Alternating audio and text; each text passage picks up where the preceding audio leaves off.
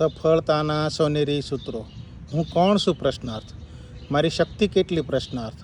ક કાલઃ કની મિત્રાણી કો દેશ કો વ્યાયાંગમો કશ્યાહ કાસમે શક્તિરીત શિનશ્ય પુનઃ પુનઃ.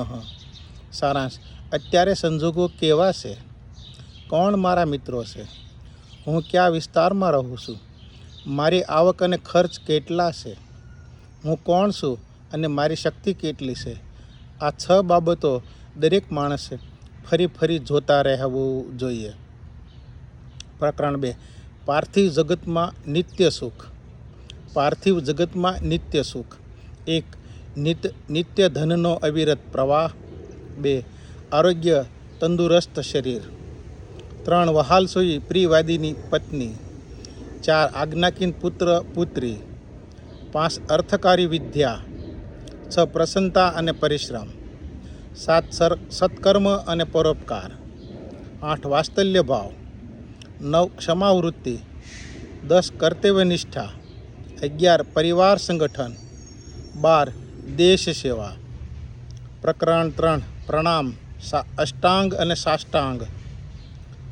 પ્રણામ પ્રત્યાકર્ભ્યા જાનુભ્યાસ શિસ્તસહથ મનસા વાચસા દૃશ્યયા પ્રણમોષ્ટાંગ મુષ્યતેહ. સારાંશ.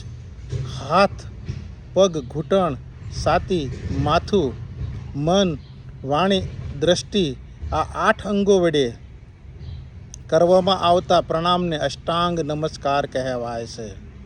શરીરના 8 અંગ ભાગો સાષ્ટાંગ મુદ્રામાં જમીનને સ્પર્શે છે, તેથી તે સાષ્ટાંગ પ્રણામ દંડવત કહેવામાં આવે છે.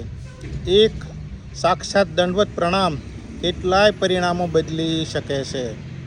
એક સાક્ષાત દંડવત પ્રણામ કેટલાય પરિણામો બદલી શકે છે.